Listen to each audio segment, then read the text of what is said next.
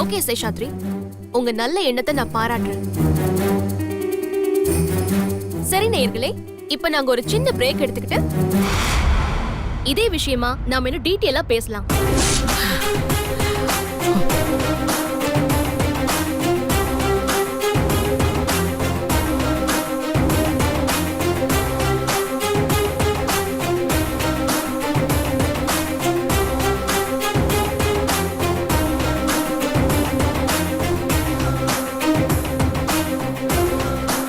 அந்த தென்றலுக்கு எவ்வளவு திமிர் இருந்தா நான் சொல்லியும் இந்த இன்டர்வியூவை நடத்துவா. அதுவும் பிரேக் முடிஞ்சதும் இந்த விஷயத்தை இன்னும் டீடைலா பேசுறேங்கிறா. அவ எப்படி பேசுறான்னு நானும் பாக்குறேன். ஆகாஷ், சொல்லுங்க பாட்டி. அந்த ரேடியோ ஸ்டேஷனோட எம்டி ஜிஎம் எல்லாருக்கும் ஃபோன் பண்ணி இந்த ப்ரோக்ராம நான் சொன்னேன்னு சொல்லி உடனே ஸ்டாப் பண்ண சொல்லு. சரிங்க பாட்டி.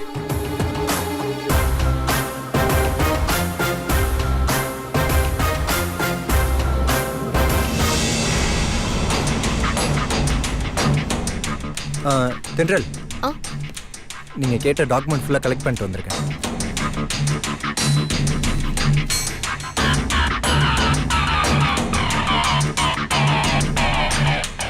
சித்து, அப்புறம் இன்னொரு விஷயம். சொல்லுங்க தென்றல். இது ஆண்டாளம்மா சம்பந்தப்பட்ட விஷயங்கிறதுனால இந்த இன்டர்வியூல போன் மூலமா அவங்களே கொண்டு வரது பெட்டர்னு எனக்கு தோணுது. அது எப்படி முடியும் தென்றல்? நீ இந்த இன்டர்வியூ ஹோஸ்ட் பண்ணதே பிடிக்காம தான் ஆகாஷ் வந்து இங்க பிரச்சனை பண்ணிட்டு போறாரு. அப்படி இருக்கும்போது அவங்களை எப்படி இதுல கனெக்ட் பண்ண முடியும்? சித்து, அவங்களை எப்படியாவது இன்டர்வியூக்குள்ள கொண்டு வரணும். அவங்க சம்பந்தமா சில பிளஸ் அண்ட் மைனஸ் தெரிஞ்சுக்க வேண்டியது இருக்கு. ஃபோன் மூலமா உங்களை உள்ள கொண்டு வரது கஷ்டம்தான். ஆனா பிரஸ்ஸா இருந்தா அவங்க மறுப்பு சொல்ல முடியாதுல்ல. என்னடா சொல்ற? பிரஸ்னா இந்த டிவி நியூஸ் சேனலா? இல்ல, பிரிண்ட் அடிக்கிற பிரஸ். கேக்குறேன் பாரு கேள்வி. டேய் சித்து, நம்ம எஃப்எம் சேனல் தான் நடத்திட்டு இருக்கோம். டிவி சேனலுக்கு எங்கடா போறது? இல்ல சார், எனக்கு தெரிஞ்ச நியூஸ் சேனல்ல ஃப்ரெண்ட் ஒருத்தர் இருக்கான். நான் வேணா அவங்க கிட்ட பேசி ஆண்டாளம்மா வீட்லயும், அப்புறம் அந்த குழந்தை அட்மிட் ஆயிருக்குல அந்த ஹாஸ்பிட்டல்ல, அப்புறம் நம்ம எஃப்எம் ஸ்டேஷன்ல கூட மொத்தமா ஒரு லைவ் ஸ்டேஷன் மாதிரி வச்சிடலாம் சார். அப்படியே டிவிலையும் லைவ் டெலிகாஸ்ட் பண்ணிடலாம். இல்லடா, இதெல்லாம் பாசிபிளா? சார், ஆஸ் அ மேனேஜரா நீங்க பெர்மிஷன் கொடுத்தா எல்லாமே பாசிபிள் தான் சார். Please sir. தெரியும், மேனேஜர் நான் தான் அதுக்கு பர்மிஷன் கொடுக்கணும். ரோட்ல போறவன வந்து பர்மிஷன் கொடுப்பான். நான் என்ன கேக்குறேன்னா, எனக்கு எதுவும் பிரச்சனை வந்துடாத. வந்தா உன்னால தான் வரணும். என்ன? ஒண்ணு இல்ல சார், நீங்க இதுக்கு பெர்மிஷன் கொடுங்க சார், நான் பாத்துக்கிறேன். சித்து, சீக்கிரமா நீ உன் ஃப்ரெண்டுக்கு கால் பண்ணு. டேய் இங்க வா. நீ வேற ஏதோ சொன்ன மாதிரி இருந்தது. இல்ல சார், அதான் சொன்னேன்.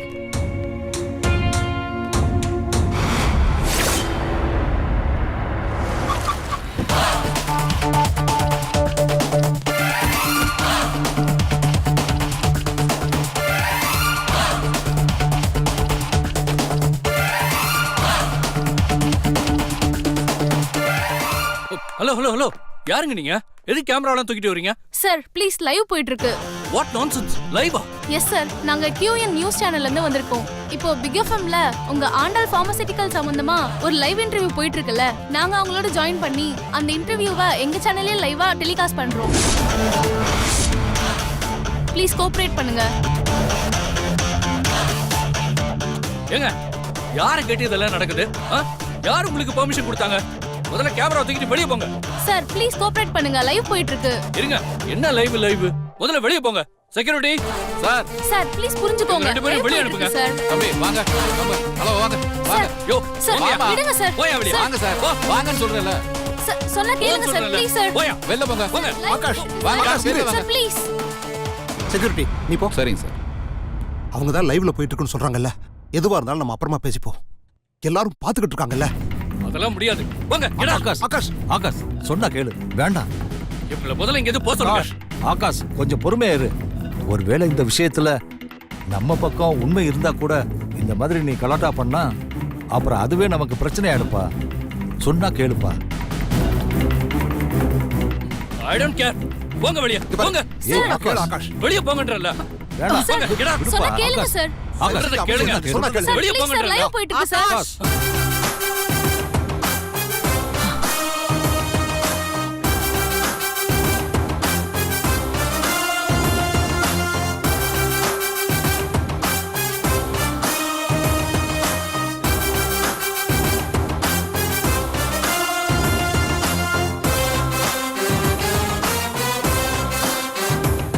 உங்களை இங்க அனுப்புனது யாரு? மேடம் ஏன் பெர்மிஷன் இல்லாம ஏன் வீட்டுக்கு உங்களை அனுப்பி இந்த லைவ் ப்ரோக்ராம்ல என்ன கட்டாயப்படுத்தி கலந்துக்க சொல்லி உங்களை அனுப்பி வச்சது யாருன்னு கேக்குறேன். தென்றல் மேடம்.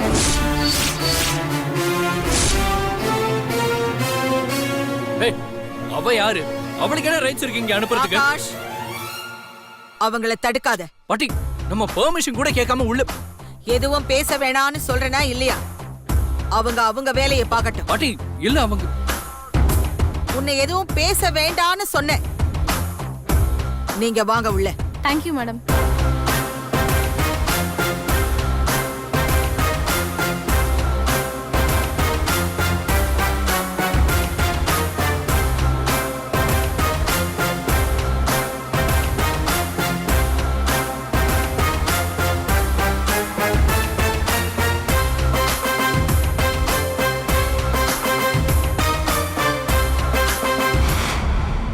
சார், நீங்க கொஞ்சம் வெயிட் பண்ணுங்க. இப்போ நம்ம கூட லைவ்ல ஆண்டாள் அம்மாவும் இருக்காங்க.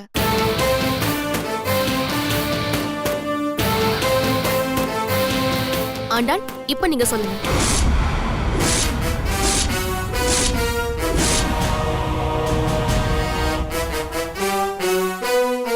இவர் யாருன்னு உங்களுக்கு தெரியுதா?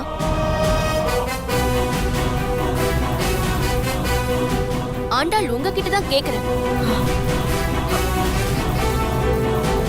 பாட்டின்னு மரியாதையை கூப்பிடாம பேரை சொல்லியா கூப்பிடுற? பதில் சொல்லுங்க ஆண்டாள். இவர் யாருன்னு உங்களுக்கு தெரியுதா? தெரியும். என் கம்பெனில தான் ஒர்க் பண்ணாரு. என்ன போஸ்டிங்ல? குடோன் மேனேஜரா. எதுக்காக இவர் திடீர்னு உங்க கம்பெனியை விட்டு நின்னுட்டாரு? அவரா நிக்கல, நானா நிறுத்தினேன். என்ன காரணம்னு தெரிஞ்சுக்கலாமா? அவரு ஒழுங்கா ஒர்க் பண்ண மாட்டாரு. அடிக்கடி லீவ் போடுவாரு. திடீர்னு வந்து ஒரு நாள் 2 லட்சம் ரூபாய் பணம் வேணும்னு கேட்டாரு. நான் இல்லேன்னு சொன்னேன். அதுக்கு அவரு என்கிட்ட உன் கம்பெனியை நான் என்ன பண்றேன்னு பாருன்னு மிரட்டினாரு. இப்படிப்பட்ட ஒருத்தரை நான் எப்படி என் கம்பெனியில கண்டினியூ பண்ண முடியும்? அதான் வேலையை விட்டு தூக்கிட்டேன். என்ன சார், அவங்க இப்படி சொல்றாங்க? மேடம், அவங்க பொய் சொல்றாங்க மேடம். அக்ரிமெண்ட் படி எனக்கு தர வேண்டிய சம்பள பணத்தை தான் உங்ககிட்ட கேட்டேன். மற்றபடி 2 லட்ச ரூபாய்லாம் கேட்டு அவங்கள மிரட்டவே இல்லைங்க.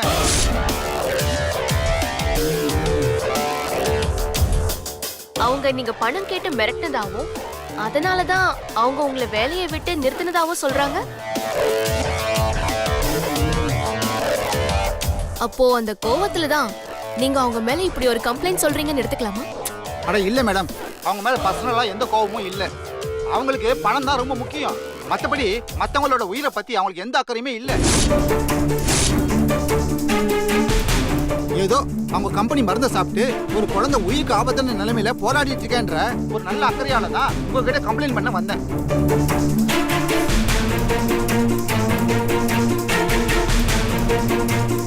நீங்க அது சம்பந்தமான கேள்வி மட்டும் கேளுங்க மேடம். மற்றபடி அதை விட்டுட்டு ஏதோ கேள்வியெல்லாம் கேட்டுட்டு இருக்கீங்க. நான் கேக்குற கேள்வி எல்லாத்துக்குமே சம்பந்தம் இருக்கு சார். ஹாஸ்பிட்டலுக்கு கனெக்ட் பண்ணுங்க. அவ எனக்கு சாதகமா பேசுறாளா இல்ல அவங்களுக்கு சாதகமா போறாளா? இப்போ ஹாஸ்பிட்டலுக்குள்ள நம்ம லைவ் கனெக்ட் ஆயிடுச்சு. இந்த ஹாஸ்பிட்டல்ல அட்மிட் பண்ணிருக்கிற அந்த குழந்தையோட அம்மா கிட்ட நாம சில கேள்விகள் கேட்கலாம். சொல்லுங்கம்மா. வணக்கம்மா, என் பேரு கமலா, என் குழந்தை பேரு அகிலா. குழந்தை இப்ப எப்படி இருக்கா? இன்னும் சீரியஸ் கண்டிஷன்ல தாம்மா இருக்கு. உள்ள டாக்டர் ட்ரீட்மெண்ட் பண்ணிட்டு இருக்காருமா. கவலைப்படாதீங்கம்மா, உங்க குழந்தைக்கு எதுவுமே ஆகாது. இப்போ நான் கேக்குற கேள்விக்கு கொஞ்சம் பொறுமையா பதில் சொல்லுங்க.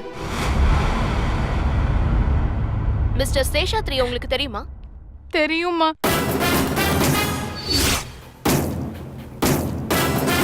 நீங்க அவர் பக்கத்து வீடா? இல்லம்மா, நான் அவர் வீட்ல வேலை செய்யறேம்மா. என்ன சார், இவங்க உங்க பக்கத்து வீடு அப்படின்னு சொன்னீங்க, ஆனா அவங்க உங்க வீட்ல வேலை செய்யறவங்கன்னு சொல்றாங்க.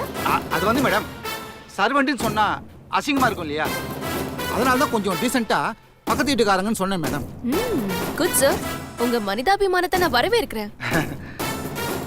அம்மா, நீங்க சொல்லுங்க, உங்க குழந்தைய நீங்க எப்ப ஹாஸ்பிடல்ல சேர்த்தீங்க? இன்னைக்கு காலையில தாம்மா. என்ன சார் இப்படி சொல்றாங்க? அம்மா, சேஷாத்ரி நேத்து நைட்டே உங்க குழந்தைய ஹாஸ்பிடல்ல சேர்த்தாச்சு அப்படின்னு சொன்னாரு. நீங்க காலையில தான் சேர்த்தோன்னு சொல்றீங்க. இதுல எது நிஜம்? இல்லம்மா, இன்னைக்கு காலையில தாம்மா குழந்தைய ஹாஸ்பிடல்ல சேர்த்தோம்.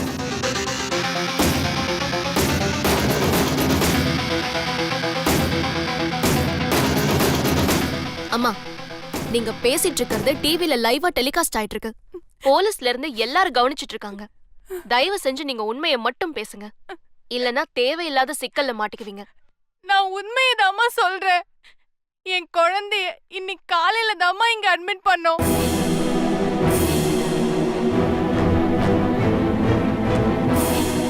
நேத்து சாயந்தரத்துல இருந்து என் குழந்தைக்கு உடம்பு சரியில்லாம இருந்துச்சு. அதனாலதான் நான் அவர்கிட்ட நேத்து நைட் 5000 ரூபாய் பணம் கேட்டேன். அவருக்கு கொடுக்கல. அதுக்கப்புறம் இன்னைக்கு காலையில அவராவே வந்து இந்த ஆஸ்பத்திரிக்கு கூட்டிட்டு வந்துட்டாருமா. சரிங்கம்மா, நான் உங்ககிட்ட அப்புறமா பேசுறேன்.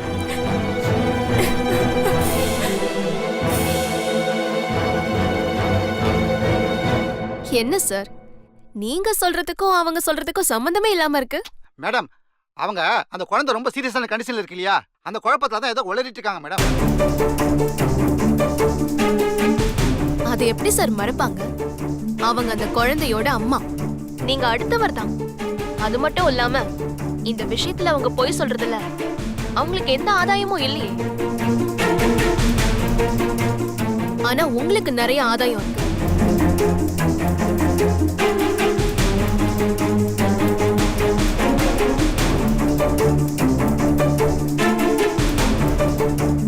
எனக்கு எப்போவோ உங்க மேல சந்தேகம் வந்துருச்சு. நீங்க இப்படி ஒரு சென்சிட்டிவான விஷயத்த ஏதாவது ஒரு நியூஸ் சேனலுக்கு போய் சொல்லாம இங்க வந்து சொல்றீங்களே அப்படின்னு.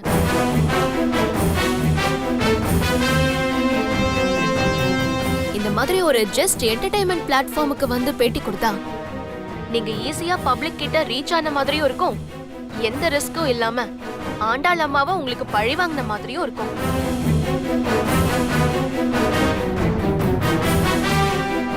நீங்க இந்த விஷயத்தை வேற ஏதாவது நியூஸ் சேனலுக்கு கொண்டு போயிருந்தா அவங்க உங்ககிட்ட தேவையில்லாத கேள்விகள்லாம் கேட்டு உங்களை சிக்கல்ல மாட்ட வச்சிருப்பாங்க. பட் இங்க நாங்க இந்த இன்டர்வியூல நியூஸ் சேனலை மிங்கிள் பண்ணுவோன்னு நீங்க எதிர்பார்த்திருக்க மாட்டீங்க. அதனாலதான் நீங்க தைரியமா இங்க வந்துட்டீங்க. கரெக்டா?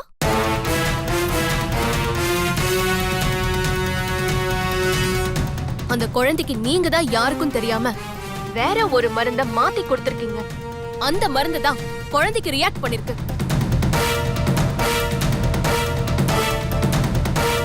அட என்ன மேடம், நீங்க இன்டர்வியூ பண்றேன்னு சொன்னீங்க, இப்போ ஏதோ சிபிசிஐடி மாதிரி தேவையில்லாத கேள்வி எல்லாம் கேட்டுட்டு இருக்கீங்க. இத பாருங்க, நான் தான் அந்த குழந்தைக்கு மருந்தை மாத்தி கொடுத்தேன்னு சொல்றதுக்கு உங்ககிட்ட ஏதாவது எவிடன்ஸ் இருக்கா?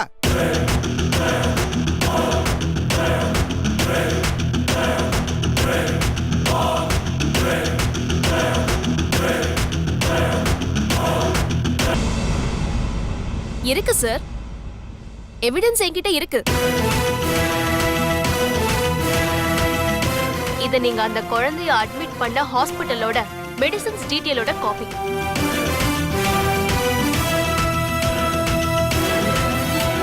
இது அந்த குழந்தைக்கு கொடுக்கப்பட்ட மெடிசின்ஸோட காப்பி.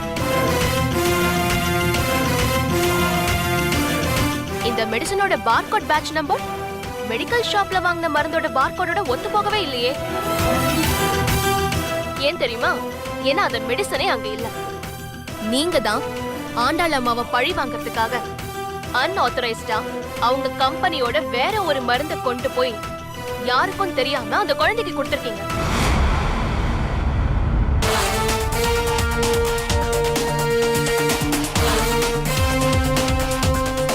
நீங்க குழந்தைக்கு கொடுத்த மெடிசனோட பார்கோட் நம்பரும் நீங்க மெடிக்கல் ஷாப்ல வாங்கின மருந்தோட பார்கோட் நம்பரும் ஒத்து போகவே இல்ல. அப்படின்னா நான் கொடுத்தது ஆண்டாள் பார்மசியூட்டிகல்ஸ் கம்பெனியோட மருந்தே இல்லைன்னு சொல்றீங்களா நீங்க? நான் அப்படி சொல்லல மிஸ்டர் சேஷாத்ரி. நீங்க கொடுத்தது ஆண்டாள் அம்மா கம்பெனியோட மருந்து தான். ஆனா நீங்க அது புத்திசாலித்தனமா பண்ணிட்டோங்கிற மாதிரி நினைச்சிட்டு இருக்கீங்க. டாக்டர் எழுதி கொடுத்த மருந்த மெடிக்கல் ஷாப்ல வாங்கிருக்கீங்க. ஆனா டாக்டர் கிட்ட கொடுத்த மருந்து வேற. ஐ மீன் எக்ஸ்பயர்ட் ஆன மருந்த நீங்க கொடுத்திருக்கீங்க. என்னம்மா சொல்றீங்க நீங்க? மிஸ்டர் சேஷாத்ரி, போன வருஷம் 30/6/2019 அன்னைக்கு ஆண்டாள் அம்மா கம்பெனியோட மருந்துகள் சிலது எக்ஸ்பயர் ஆயிருக்கு.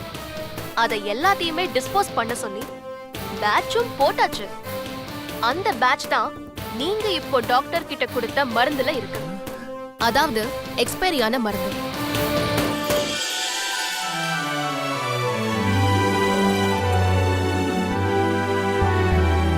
அம்மா என்னம்மா நீங்க ஏதோ சொல்லிட்டு இருக்கீங்க? நான் எதை பேசுறதா இருந்தாலும் ஆதாரம் இல்லாம பேச மாட்டேன் மிஸ்டர் சேஷாத்ரி. டிஸ்போஸ் பண்ண சொன்ன அந்த பேட்ச்ல சைன் பண்ணது யார் தெரியுமா?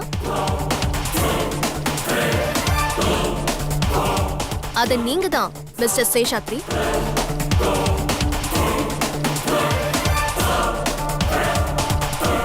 அது நீங்க தானே? இது பாருங்க, இது உங்க கையெழுத்து தானே?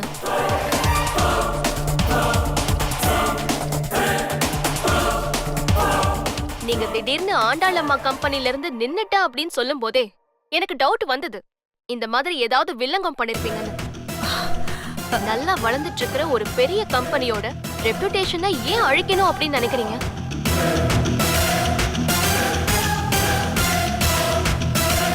ஆண்டாள் அம்மா கோவக்காரங்க தான், ஆனா தப்பானவங்க கிடையாது.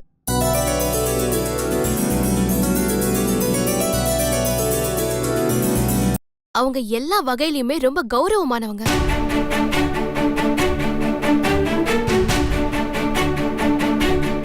அவங்க குடும்பத்தை பத்தி எனக்கு நல்லாவே தெரியும். ஒரு முடிவு எடுக்கிறதா இருந்தா கூட வீட்ல எல்லாரும் கூடி சேர்ந்துதான் எடுப்பாங்க. அந்த முடிவை யாரையும் எந்த விதத்திலையும் பாதிக்க கூடாதுங்கிறதுல கவனமா இருப்பாங்க. அவங்கள நம்பி எத்தனையோ பேர் இருக்காங்க, எத்தனையோ குடும்பங்கள் இருக்கு. எத்தனை குடும்பம் அவங்கள நம்பி வாழ்ந்துட்டு இருக்குன்னு தெரியுமா? அன்பு, பாசம், கருணை இது எல்லாத்துக்கும் மொத்த உருவமே அவங்கதான். ஆள் தான் பாக்குறதுக்கு கம்பீரமா இருக்காங்க, ஆனா அவங்களுக்குள்ள இருக்கிறது ஒரு குழந்தை மனசு. அப்படிப்பட்டவங்கள இப்படி ஒரு சம்பவத்தில் இழுத்தது எனக்கே மனசுக்கு உறுத்தலா இருக்கு.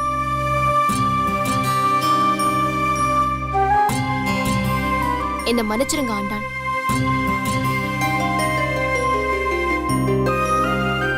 இப்படி ஒரு நேரலைக்கு பொறுப்பா வந்து பொறுமையா பதில் சொன்னதுக்கு ரொம்ப நன்றி.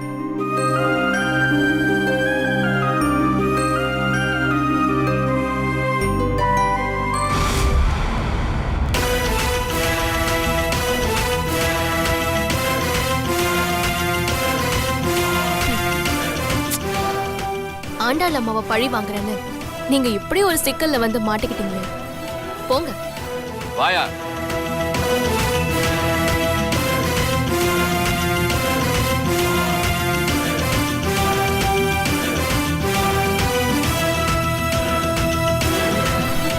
Thank you madam. Thank you madam.